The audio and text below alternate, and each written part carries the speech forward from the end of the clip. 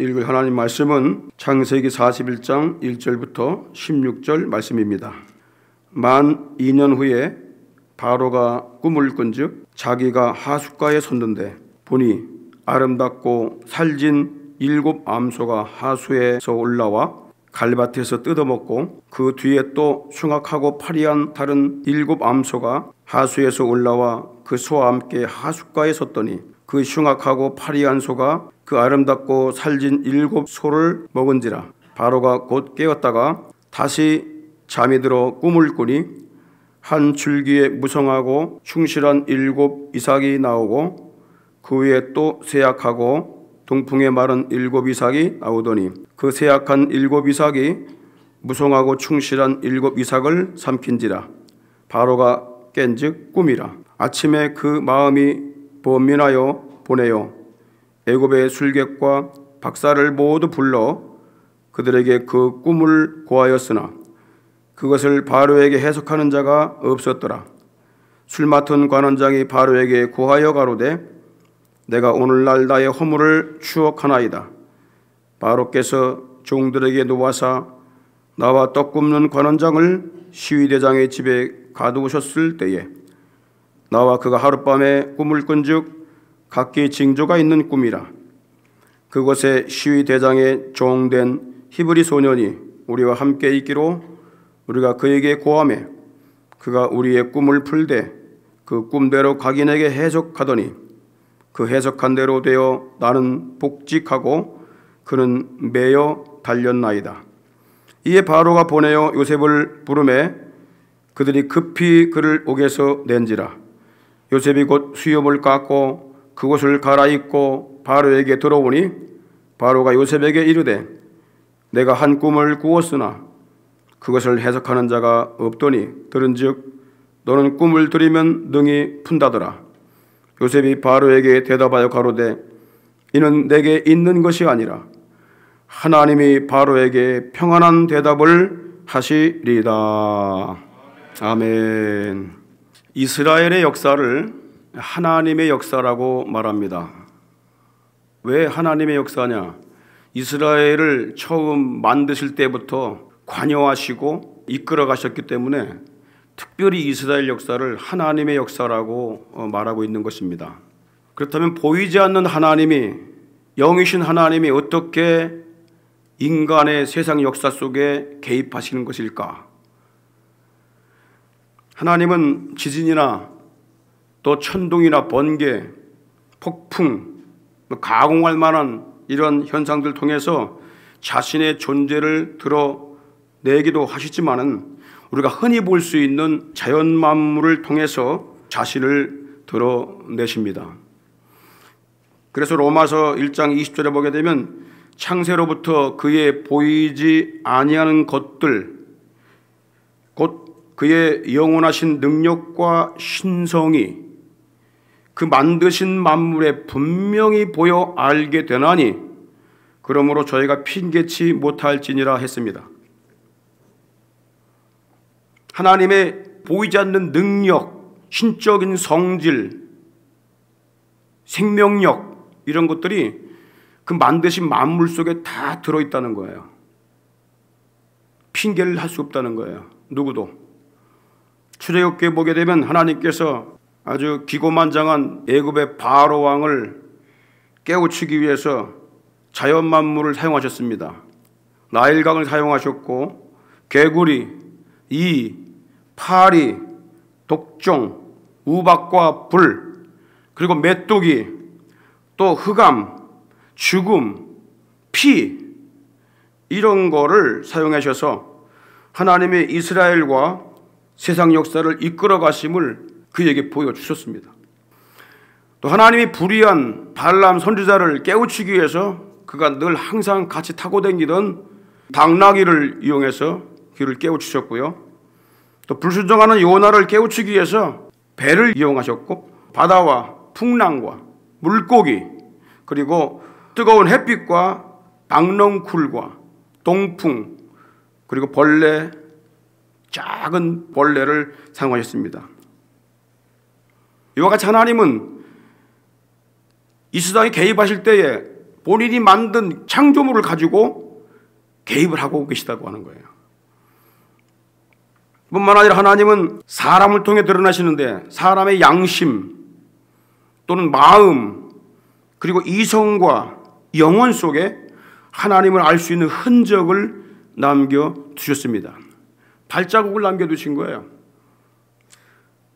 로마서 1장 19절에 보니까 이는 하나님을 알만한 것이 저의 속에 보임이라 하나님의 일을 저에게 보이셨느니라 말씀하고 있습니다.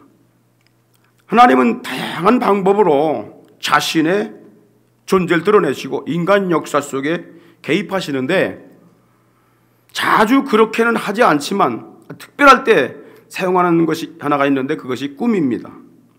사람들이 흔히 꾸는 꿈을 통해서 하나님의 계획을 드러내시고 그분이 하시는 일을 시행하시는 걸 볼 수가 있습니다. 꿈을 꾸지 않는 사람은 없습니다. 모두 잘 때에 하루에 몇 번씩 꿈을 꾸는데 거의 대부분 잊어버리고 깨어납니다. 꿈은 자신이 원하고 있는 생각이나 두려움 이런 것들이 무의식 속에서 표현되는 것입니다. 그래서 주로 문학 세계에서는 꿈을 비현실적이다 그렇게 간주를 합니다. 또 우리 인생도 꿈에 비유해서 일장춘몽에 불과한 것이다. 불황신들은 이 꿈에 대하여 아주 냉소적입니다. 그들은 꿈을 허상으로 여기고 거짓이라고 말을 합니다. 성경에서도 꿈을 부정적으로 말씀하는 부분이 있어요. 시편 73편 20절에 보니까 주여 사람이 깬 후에는 꿈을 무시함 같이 사람들이 꿈을 무시한다는 거예요. 그것처럼 하나님도 주께서 깨신 후에 저의 형상을 멸하시리이다. 꿈이 헛것인 것처럼 그렇게 헛것으로 안다는 거예요. 그런데 요셉의 생애를 보게 되면 인간이 무관심하고 헛되다고 여기는 이 꿈을 통하여 하나님이 그 생 속에 세밀하게 개입하고 계신 것을 우리가 볼 수 있습니다. 술 맡은 관원장이 감옥에 갇힌 요셉을 잊은 지 2년 후에 이집트의 이 바로 왕이 하룻밤에 2번의 꿈을 꿉니다.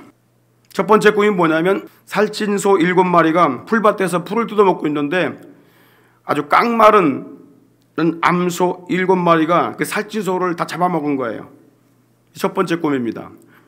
바로 왕이 자다가 또 꿈을 꾸었는데 앙상한 줄기만 있는 7 마른 이삭이 아주 통통하고 충실한 7 이삭을 삼켜버리는 꿈을 꾼 거예요.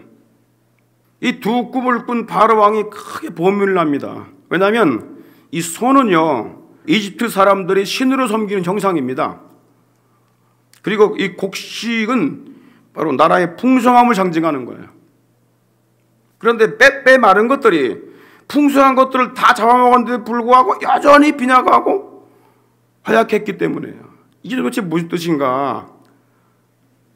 그래서 바로 왕이 큰 고민이 돼가지고 그 애굽에 있는 모든 점쟁이들, 마술사 다 부르고 박사들, 지혜자들을 다 모읍니다. 그리고 내가 꾼 꿈을 해석해봐라 요구했는데 누구도 그 꿈을 해먹하지 못했습니다. 하나님께서 바로 왕에게 주신 꿈은 아무나 풀 수 있는 꿈이 아니었습니다. 그러면 하나님이 무엇 때문에 이 꿈을 바로 왕에게 꾸게 하신 것일까요? 하나님이 꿈을 통해서 항상 일하시는 건 아니에요. 그러나 특별할 때는 하나님이 인간이 아주 우습게 여기는 꿈을 통해서도 주권자들을 낮추기도 하시고 악인들을 멸하기도 하시고 경고를 주기도 하시며 하나님의 그 역사를 드러내고 계시다는 걸 우리가 알아야 됩니다. 하나님께서 바로 왕에게 왜 일반인들이 풀 수 없는 알 수 없는 꿈을 꾸게 하신 것일까? 그 첫 번째 이유가 뭐냐면 감옥에 갇힌 요셉을 석방하기 위함. 그것이 첫 번째 이유입니다. 애굽의 점쟁이들과 술사들과 박사들이 왕의 꿈을 해석하지 못하고 아주 난감해하고 있을 때에 술 맡은 관원장이 2년 동안 까맣게 잊고 있던 요셉을 기억하고 왕에게 소개합니다. 술 맡은 관원장은 자신과 떡 굽는 관원장이 바로왕에게 잘못을 해서 자기가 옥에 갇혔는데 감옥 안에서 만난 히브리 소년, 가나안 땅에서 끌려온 소년이 자기들의 꾼 꿈을 해몽해 준 대로 자기는 복직이 되었고 또 떡 맡은 관원장은 사형당에 된 것이라고 진술을 합니다. 하나님께서 바로왕에게 꿈을 꾸게 하심으로 2년 동안 잊어버렸던 그 술 맡은 관원장으로 하여금 요셉을 기억나게 하신 거예요. 그리고 왕의 특명으로 요셉이 석방되어서 바로왕 앞에 서게 됩니다. 14절 보십시오. 이에 바로가 보내어 요셉을 부르매 그들이 급히 특명을 내린 겁니다. 아직 이것저것 따질 것도 없어. 빨리 데려와. 그를 옥에서 낸지라. 요셉이 곧 수염을 깎고 옷을 갈아입고 바로에게 들어왔다. 그렇게 말씀합니다. 여러분, 요셉이 풀려난 때가 언제입니까? 그가 원래 자기가 2년 전에 나 좀 바로왕에게 탄원해갖고 좀 풀어달라고 부탁을 했었지요. 그때는 하나님께서 그걸 막았어요. 다 잊어버리게 만들었어요. 그런데 이때 하나님께서 요셉을 풀게 하십니다. 하나님이 바로왕에게 꿈을 꾸게 하신 다음 날 요셉을 석방시키십니다. 하나님께서 요셉을 필요로 하는 상황을 만들어 놓으신 거예요. 그리고 그를 석방하게 하신 겁니다. 하나님은 오직 요셉만이 문제를 해결할 수 있는 상황을 만들어 놓으신 거예요. 그리고 그를 이끌어내시고 그를 세우시는 것입니다. 하나님이 아무 때나 막 끌어내고 아무 때나 집어넣고 하는 게 아니에요. 하나님은 철저한 계획을 가지고 일을 행하시는 분이십니다. 만약에 2년 전에 요셉이 술 맡은 관원장의 도움으로 석방되었다면 자유의 몸이 되어 일을 하다가 아버지가 계신 가나안 땅으로 돌아갔을 것입니다. 아버지에게 형들이 자기를 죽이려고 했다가 노예로 팔았던 일과 또 그들이 아버지를 쏘겠다는 사실들을 다 밝혔을 것입니다. 그렇게 되었다면 어떤 일이 벌어졌겠습니까? 요즘 누가 잘하는 말대로 적폐청산을 한다고 하면서 복수의 칼바람이 불었을 것입니다. 살기 위해서 너희들이 나를 그렇게 속일 수가 있어? 동생을 어떻게 그렇게 팔 수가 있어? 형들은 자기가 또 죽지 않으려고 무슨 일을 했을지 몰라요. 엄청난 사건이 벌어졌을 겁니다. 그런데 하나님은 죄 지은 자나 고난당하는 자를 모두 살릴 수 있는 길을 준비하시기 위해서 요셉을 묶어 두셨다가 하나님이 정하신 때에 그를 풀려나게 하신 것입니다. 우리는 하나님의 깊은 계획을 다 알지 못합니다. 그러므로 어떤 상황에 처하든지 간에 인내하며 하나님의 일하시는 때를 믿음으로 기다려야 할 줄 믿습니다. 성경은 너의 인내로 너의 영혼을 얻으리라. 누가복음 21장 19절에 말씀하고 있습니다. 인내가 믿음입니다. 믿기 때문에 참는 것입니다. 믿기 때문에 어떤 고난 속에서도 흔들리지가 않는 것입니다. 그래서 성경은 인내하는 자가 복이 있는 자라고 말씀합니다. 야고보 5장 11절에 보니까 보라 인내하는 자를 우리가 복되다 하나니 너희가 욥의 인내를 들었고 욥이 얼마나 많은 어려움을 당했어요. 얼마나 많은 아픔을 당하고 고통당했습니까? 근데 끝까지 입을 지킵니다. 끝까지 입으로 원망하거나 범죄하지 않습니다. 근데 결말이 어떻게 됐지요? 모두에게 갑절로 갚아주셨어요. 그래서 이렇게 말씀하고 있어요. 주께서 주신 결말을 보았거니와 주는 가장 자비하시고 긍휼히 여기는 자신이라. 하나님의 긍휼과 하나님의 자비하심, 사랑 이런 것들을 안다면 조금 어려움 당해도 참고 인내하는 신앙을 가져갈 줄 믿습니다. 여러분 착하고 좋은 마음은 어떤 마음인지 아십니까? 저 사람 착하다, 좋다. 성경에서는 어떻게 말씀하고 있냐면 착하고 좋은 마음은 누가복음 8장 15절에 보니까 하나님 말씀을 듣고 지키어 인내로 결실하는 자다, 그렇게 말씀하고 있어요.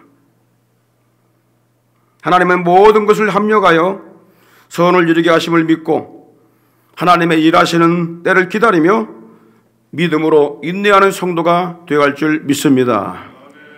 두 번째, 하나님께서 바로에게 남이 풀 수 없는 꿈을 꾸게 하신 이유가 있습니다.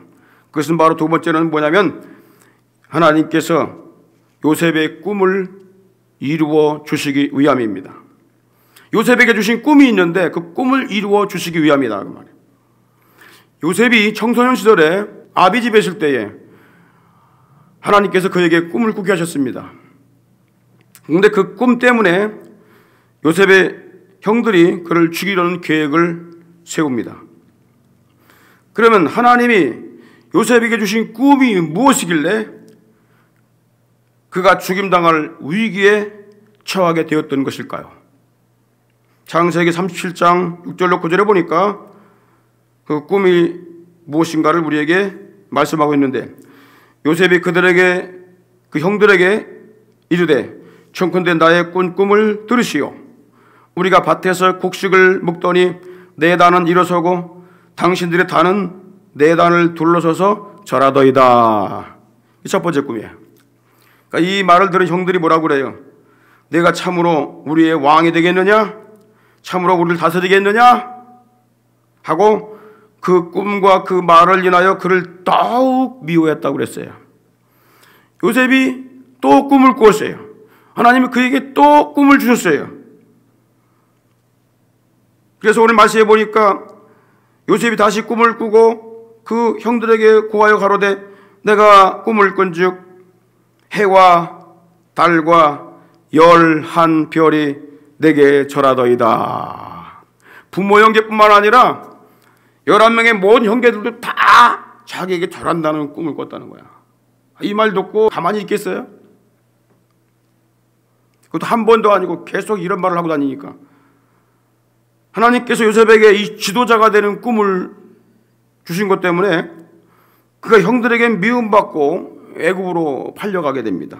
이 청춘의 때를 갖다가 종살이와 그리고 감옥살이로 보내는 이 비운을 맞게 되지요.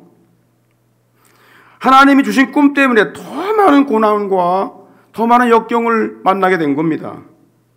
우리가 흔히 예수를 믿고 믿음 생활하면은 더 큰 시련이 온다는 말을 합니다. 맞습니다. 더 큰 어려움이 옵니다. 당하지 않던 핍박도 오지요. 또 여러 가지 많은 역사들이 일어나요. 주변에서 참 힘들어져요. 왜 그럴까요? 이유가 있습니다. 따라합시다. 가는 방향이 다르기 때문이다. 그렇습니다. 요셉은 이제 꿈을 가지고 그 꿈을 따라가고, 요셉의 형들은 아무 꿈이 없어요. 그러니까는 계속 세상 것만 가지고 살아가요. 방향이 다른데 자꾸 얘기하니까 이게 기분 나쁜 거야. 예수를 믿으면서 이제 우리가 하나님과 천국을 향해서 방향전환을 했단 말이에요.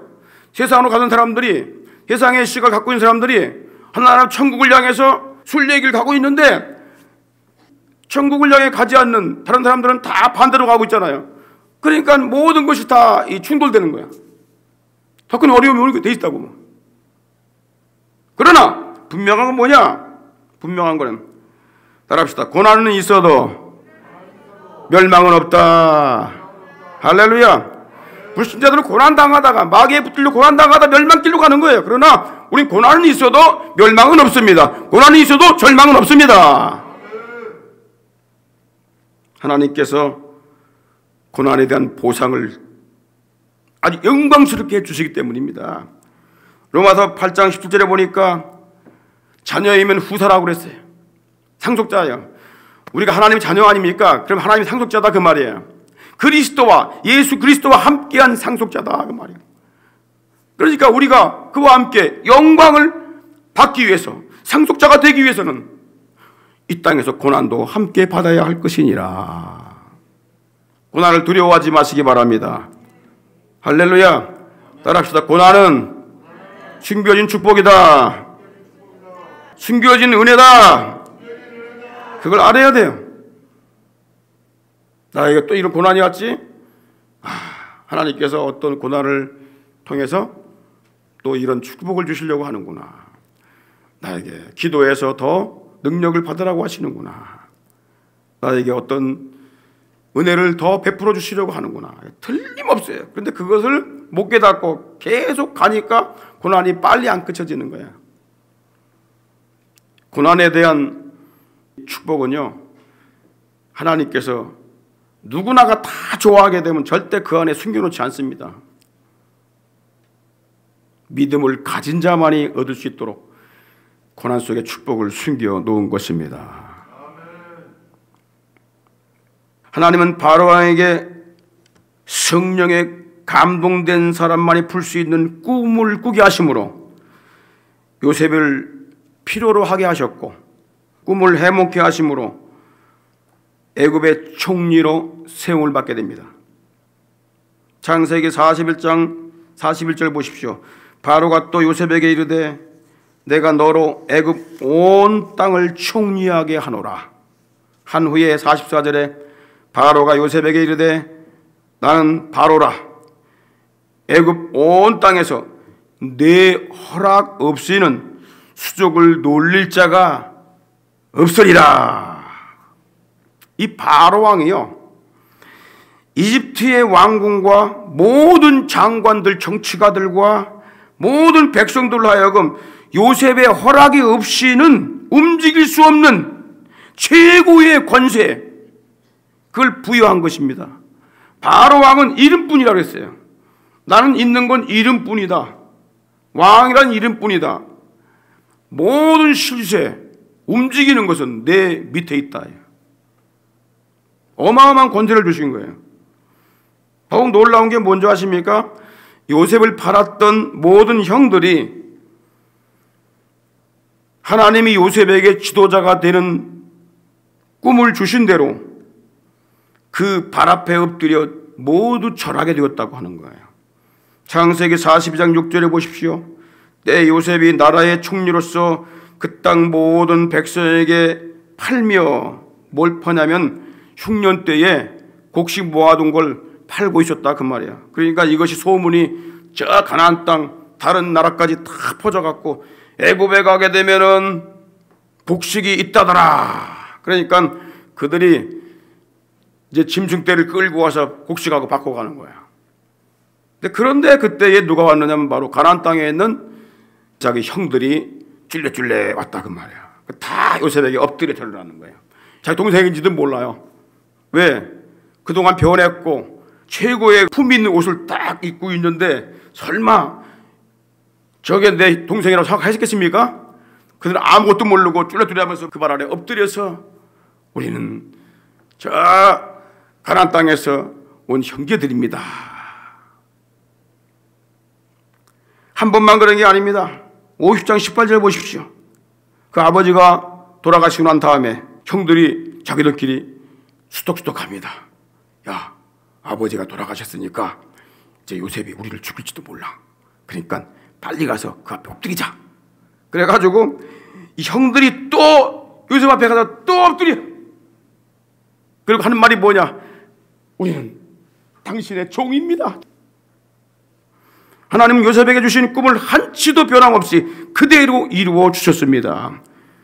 그의 모든 형들은 요셉의 꿈을 짓밟으려고 그를 죽이려고 했지만 마침내 그들은 요셉의 발 앞에 무릎을 꿇고 고백을 합니다. 우리는 당신의 종입니다.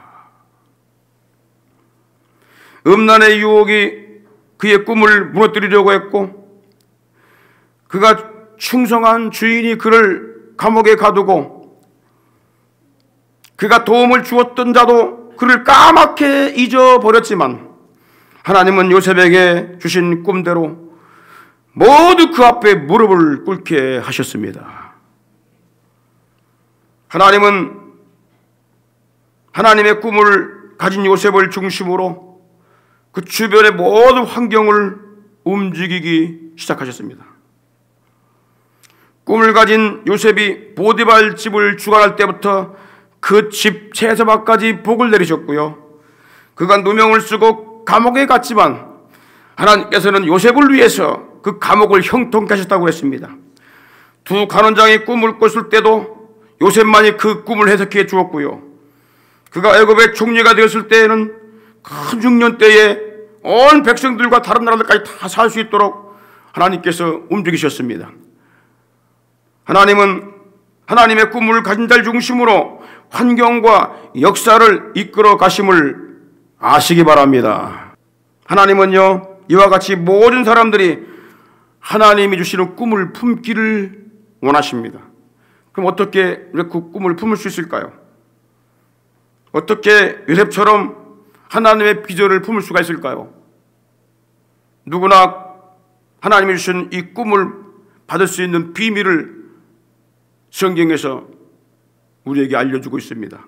사도행전 2장 17절에 보니까 하나님이 가라사대 말세에 마지막 때를 만난 사람들에게 내가 내 영으로 육체에 부어주리니 너의 자녀들은 예언할 것이요 너의 자녀들도 꿈을 꾸게 된다 그 말이야. 이 성령을 받게 되면, 성령의 기름 부음을 받게 되면 너의 자녀들도 꿈을 꾸게 될 것이고 젊은이들도 환상을 보게 될 것이고 늙은이들도 꿈을 꾸게 될 것이다. 하나님의 영을 받는 것, 성령을 받는 것, 그것이 하나님이 주시는 꿈을 품는 비결입니다. 예수의 피로 제사함 받고 성령의 기름 부음을 받을 때에 하나님이 주시는 비전과 꿈을 갖게 되는 것입니다. 하나님은 성령 받고 하나님 비전을 가진 자를 중심으로 세상을 이끌어 가신다는 사실을 기억하시기 바랍니다. 하나님은 교회가 아무리 보잘것 없어도 그 교회 때문에 하나님께서 주변 사람들을 복 주시고 나라에 복을 주시는 것입니다. 그러므로 교회를 핍박하고 교회를 망가뜨리게 되면 어떻게 돼요? 그 나라가 재앙을 받게 되는 것입니다. 요셉에게 해코지 하게 되면 어떻게 돼요? 그 자들이 다 재앙을 받게 되는 거예요. 그런데 끝내는 그들이 어떻게 해요? 다 요셉에게 가서 무릎을 꿇어요.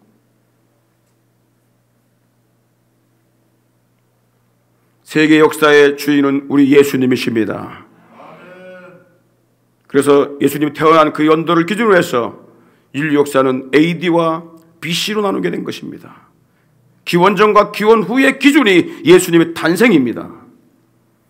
BC 몇 년, AD 몇 년, 이것이 바로 예수님이 역사의 주인임을 드러내고 있는 것입니다. 그 예수님께서 맡겨주신 사명 받으려면 우리가 성령을 받아야 됩니다. 성령의 기름을 부음을 받아야 됩니다. 성령 받게 되면 너희가 내 증인, 세상에 가서 내 증인이 되리라 라는 사명을 받게 되는 줄 믿으시기 바랍니다. 복음 전하던 바울이 붙들려서 죄수의 몸으로 로마로 호송이 되는 중에 배를 타고 바다를 건너게 되었습니다.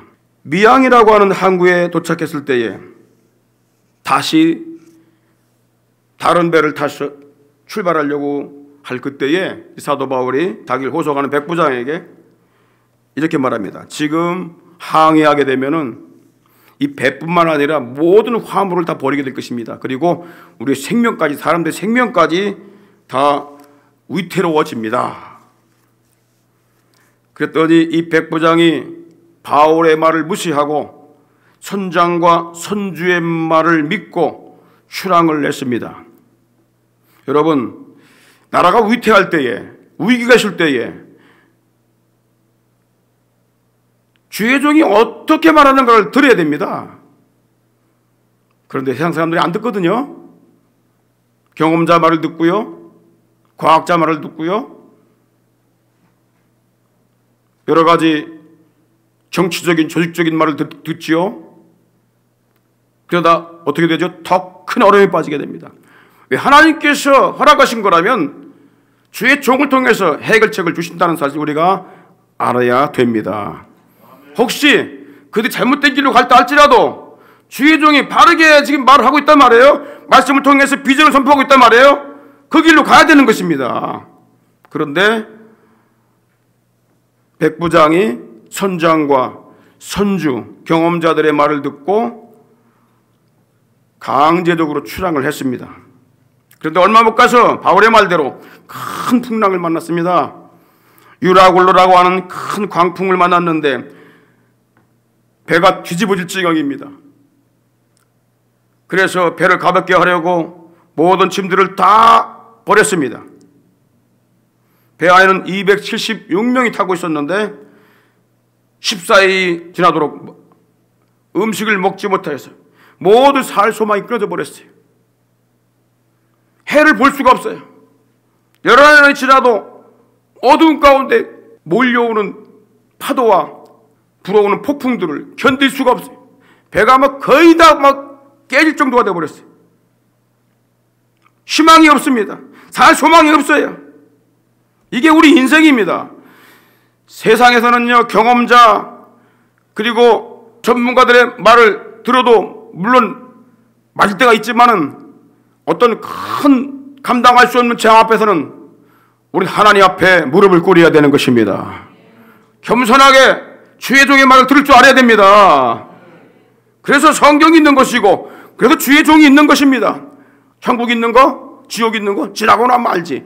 지나가 보면 알지. 그럼 목사가 뭘 필요 있고 성경이 왜 필요 있냐 그 말이에요. 미리 재앙당할 걸 막아주시기 위해서, 지옥 갈 걸 막아주시기 위해서, 멸망당할 걸 막아주시기 위해서 주의 종이 있는 것입니다.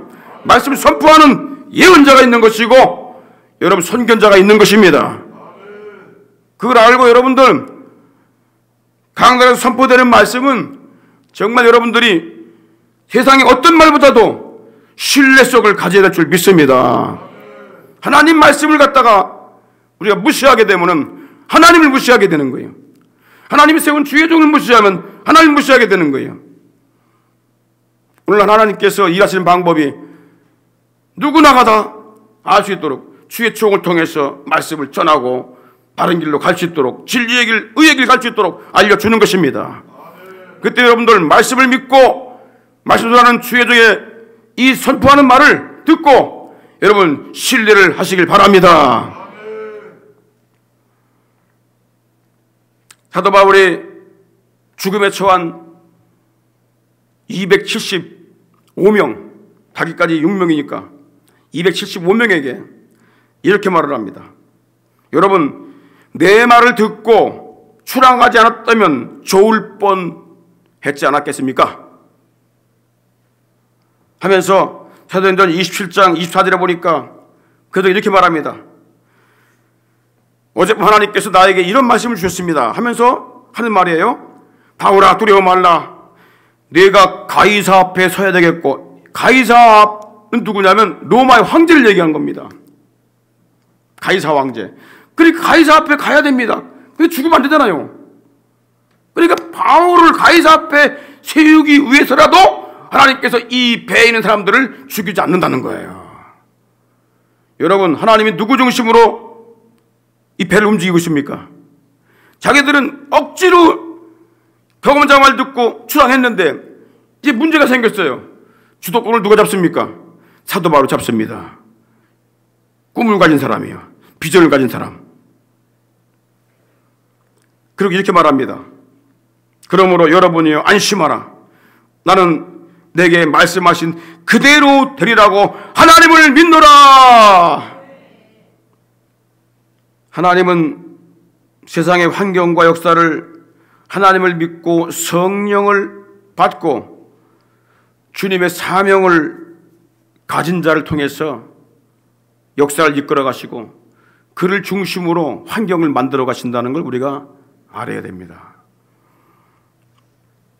우리 그리스도인들은 성령을 받아 하나님의 꿈과 사명을 향해 달려가는 그리스도인들이 되어야 할 줄 믿습니다.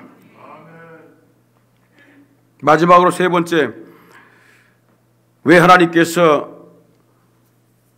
바로 왕에게 그 누구도 풀 수 없는 꿈을 주셨느냐? 그 이유는 하나님의 구원의 계획을 이루시기 위함이네. 하나님의 거대한 구원의 계획이 있습니다. 인류 구원의 계획이 있는데 그거를 미리 보여주신 것입니다. 하나님의 교육은 실전입니다. 현장 교육입니다. 말씀했으면 반드시 그거를 현실로 이루시는 분이십니다. 성경은 요셉이 형들에게 팔려서 애굽에 간 것, 감옥에 간 것, 풀려난 것, 이것이 다 하나님께서 하신 일이라고 말씀하고 있습니다. 그가 총리가 된 것, 하나님이 하신 일이라고 말씀하고 있어요. 시편 105편 17절부터 보시기 바랍니다. 하나님께서 이렇게 했죠. 한 사람을 앞서 보내셨으며, 그 한 사람이 누구죠? 요셉이 종으로 팔렸도다. 요셉이 형들에 의해서 종으로 팔렸는데 하나님이 보내신 거래요. 한 사람 미리 보낸 거래, 애굽으로. 자, 그리고 그 발이 작고에 상하며 그 몸이 쇠사슬에 매였으니 감옥에 간 걸 얘기합니다. 누가 그렇게 했어요? 하나님께서 그렇게 하게 만들었어요. 곧 여호와의 말씀이 응할 때까지라. 그래서 그 말씀이 저를 단련하였도다 했습니다. 그런데 왕이 사람을 보내어 저를 석방하며, 방석했다고 그랬죠. 석방 똑같은 얘기입니다.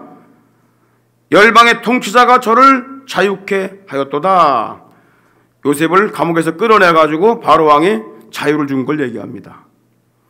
그리고 저로 그 집의 주관자를 삼아 그 모든 소유를 관리하게 하고, 또 임의로 백관을 제어하며, 백관이 누구죠? 정치가들 얘기합니다. 높은 정치가들 다 제어할 수 있는 권세를 준 거예요. 그리고 지혜로 장로들을 교훈하게 하였도다. 누가요? 하나님께서 했다는 거예요. 그렇다면 하나님께서 왜 요셉을 애굽으로 보내셔서 그 나라 총리가 되게 하신 것일까? 시편 기자는 그 이유를 이렇게 말합니다. 시편 105편 23절에 다 같이 시작. 이에 이스라엘이 애굽에 들어가며 야곱이 함 땅에 객이 되었도다. 이스라엘이 누구죠? 야곱 아닙니까? 야곱이 이스라엘이고 이스라엘이 야곱이에요. 그 이스라엘 자손들을 애굽에 들어가게 하려고 미리 길을 여신 거야. 예비하신 거다 그 말이야. 그래서 야곱, 이스라엘이 함 땅에, 바로 이집트가 뭐냐면 노아의 세 아들 중에 셈, 함, 야벳, 함의 후손이 바로 이 이집트인들입니다. 그 땅에 객이 되었다라고 하는 거예요. 이것이 요셉에게 꿈을 주시고 그 꿈을 이루신 이유입니다. 네 형들, 아버지 아들들 다 애굽으로 끌어들이게 하려고 너를 미리 보낸 거야. 그리고 너에게 총리의 직분을 준 거야. 너에게 통치자가 되게 한 거야. 그겁니다. 여러분, 모든 고난에도 이유가 있지만은 특별히 잘되게 하셨다면 그 안에 이유가 있음을 알아야 합니다. 성공하게 하신 이유, 높은 자리에 앉게 한 이유를 우리는 알아야 됩니다. 내가 잘나서 그런 게 아니에요. 많은 사람들 대부분 보게 되면 어떻게 해요? 아무것도 없을 때 고난당할 땐 열심히 예수님 믿고 막 열심히 기도하고 하다가 이제 먹고 살만하고 무슨 사업을 해갖고 이제 잘 됐어. 이제 예배부터 이제 중단하기 시작하고 기도도 안 하기 시작하고 잘된 것 가지고 이제 자기 마음대로 살아간단 말이에요. 분명히 잘되게 했으면 잘되긴 뜻이 있는데 그거를 무시하고 돌아가기 때문에 하나님께서 아무에게나 큰 축복을 주지 않습니다. 연단을 받아야 됩니다. 그냥 주는 게 아니에요. 여러분, 어린아이가 아무리 귀엽고 사랑스럽지만 그 어린아이가 100만 원 돈 줄 수 있어요? 얘가 100만 원을 관리할 수 있는 능력이 생겼을 때 주는 거예요. 하나님도 마찬가지입니다. 우리는 말씀과 기도로 환난 역경 속에서도 하나님께 감사하는, 하나님께 드릴 수 있는, 하나님을 높일 수 있는 이런 훈련이 되어 있어야 된다는 거예요. 하나님께서 요셉을 그렇게 훈련을 시켰어요. 13년 동안 훈련시켰어요. 종으로 감옥에서 계속 훈련시켰어요. 연단을 시켰어요. 그 다음에 총리를 딱 세워놓으니까 권력 가지고 함부로 휘두르는 것이 아니라 그 권력 가지고 백성들을 잘 살도록 이끌고 다른 나라 백성들까지 다 살게 하는 그런 축복된 일을 하게 된 것입니다. 따라합시다. 잘되게 하셨다면 이유가 있다. 고난을 당한다면 이유가 있다. 그리스도인들은 절대 하나님의 보호 아래 있음을 믿으시기를 바랍니다. 여러분, 하나님께서 이스라엘 백성들을 애굽으로 이주시켜서 번성케 하시려고 요셉을 먼저 애굽으로 보낸 거예요. 그리고 총리가 되게 한 것입니다. 애굽에서 번성한 이스라엘 백성들을 다시 가나안 땅으로 돌아오게 하시는 것이 하나님의 거대한 구원의 계획입니다. 하나님께서 이 일을 이루시기 위해서 요셉을 애굽으로 먼저 보내시고, 그리고 그 형제들을 또 보내시고, 거기서 크게 번성케 하시고, 나중에 그들을 다 다시 가나안 땅으로 이끌어 내실 이 놀라운 계획을 하고 계셨던 거예요. 그럼 더 놀라운 게 뭔지 아십니까? 이 구원의 계획을 요셉에게 보여주시기 이전에 요셉 아버지 야곱의 아버지 이삭의 아버지 아브라함에게 하나님께서 아브라함을 갈대아 우르에서 불러서 아무 자식도 없는 홀몸인 아브라함에게 이 언약을 주신 겁니다. 네 후손들이 이방 땅에서 객이 되어서 그들을 섬기다가 내가 그들을 징치하게 될 텐데, 그들이 거기서 재물을 이끌고 나와 이 땅으로 돌아오게 할 것이다. 하나님께서 요셉의 증조 할아버지한테 이 예언의 말씀을 주신 겁니다. 하나님은 언약하시고 그 언약을 반드시 이루시는 분이라는 걸 우리가 믿어야 합니다. 창세기 15장 13절로 14절 보십시오. 여호와께서 아브라함에게 이르시되, 아브라함이 말씀하시는 거예요. 너는 정령이 반드시 알아야 한다. 뭐를? 네 자손이 이방에서 객이 되어 애굽에서 객이 되어 그들을 섬기겠고 그들을 400년 동안 네 자손을 괴롭게 하리니. 이스라엘 백성들이 막 번성하니까 요셉을 알지 못하는 다른 바로 왕이 나타나갖고 이스라엘 백성들을 종으로 삼은 거예요. 그래서 400년 동안 계속 종살이 하게 됩니다. 그런데 하나님께서 약속한 때가 되면서 그 섬기는 나라를 갖다가 징치를 한다 그랬어요. 벌을 내렸어요. 그 후에 네 자손이 큰 재물을 이끌고 나오게 되는데, 그들이요 이스라엘 백성들이 나갈 때에 금은 폐물들 다 빼줬어. 나 가져가라고. 그리고 16절에 보십시오. 내 자손은 4대 만에 이 땅으로 돌아오리니 이는 아모리 족속의 죄악이 아직 관영치 아니함일러라. 지금 이 땅을 너희들에게 주지는 않아. 왜? 이 땅 아직도 많은 좋은 사람들이 있어. 그런데 이 아모리 족속의 죄악이 관영할 때가 있어. 그 땅은 이 땅이 썩어서 더 이상 열매 맺을 수 없는, 구원받을 수 없는 사람들이 많았을 때 그때 너희들한테 이 땅을 줄 거야. 그런 거야. 그때가 바로 여호수아 시대였어요. 하나님은 언약의 백성들을 번성케 하시고 구원하시려는 이 거대한 계획, 그걸 아브라함에게 보여주셨고요. 구체적으로 요셉의 생을 통하여 예수 그리스도께서 이 세상을 어떻게 구원하시는가를 미리 보여주신 것입니다. 어떻게 보여주셨는지 아십니까? 하나님이 요셉을 자기 형제들과 애굽의 주관자로 세우시기 위해서 그를 애굽으로 보내신 것처럼 하나님이 사랑하는 그 아들 예수 그리스도를 유대인과 세상의 이방인들의 구원자로 세우시기 위해서 예수님을 세상으로 보내십니다. 택한 자나 택함받지 못한 자들의 구원자로 세우시기 위해서 예수 그리스도를 보내신 것입니다. 아버지의 사랑하는 아들 요셉이 애굽 땅에서 종이 되고 감옥에 갇힌 것처럼 하나님의 사랑하는 아들 그리스도가 육신의 몸을 입고 세상에 오셔서 죄인들을 섬기는 종이 되셨고 율법 아래 죄와 사망 무덤 속에 갇히신 것입니다. 빌립보 2장 6절로 8절에 보십시오. 예수님께 대하여 이렇게 말씀하십니다. 그는 근본 하나님의 본체시나 하나님과 동등됨을 취할 것으로 여기지 아니하시고 오히려 자기를 비어 종의 형체를 가져. 예수님이 하나님과 동등된 분인데 그 나라에서 오히려 자기를 비워 종의 형체를 가졌단 말이야. 육신의 몸을 입고 종의 형체를 가져 사람들과 같이 되셨다. 사람의 모양으로 나타나셨다. 그리고 자기를 죽기까지, 죽음에 갇히기까지, 무덤에 갇히기까지 복종하셨으니 곧 십자가에 죽으심이라. 그러나 여러분, 바로가 감옥에서 요셉을 적방시키고 총리로 세워서 누구든지 그 앞에 무릎 꿇게 한 것처럼 하나님은 죄와 사망의 무덤에 갇힌 예수님을 생명의 능력으로 부활케 하시고 모든 사람을 그 이름 앞에 무릎을 꿇게 하신 것입니다. 빌립보서 2장 9절로 11절에 보십시오. 이러므로 하나님이 그를 지극히 높여 십자가에 죽기까지 복종한 그리스도를 지극히 높여 모든 이름 위에 뛰어난 이름을 주사 하늘에 있는 자들과 땅에 있는 자들과 땅 아래 있는 자들로 모든 무릎을 예수 이름에 꿇게 하시고 모든 입으로 예수 그리스도를 주라 시인하여 하나님 아버지께 영광을 돌리게 하셨느니라. 우리 구약을 보면서 그리스도를 봐야 돼요. 복음이 거기 숨겨져 있거든요. 단순한 꿈 얘기가 아닙니다.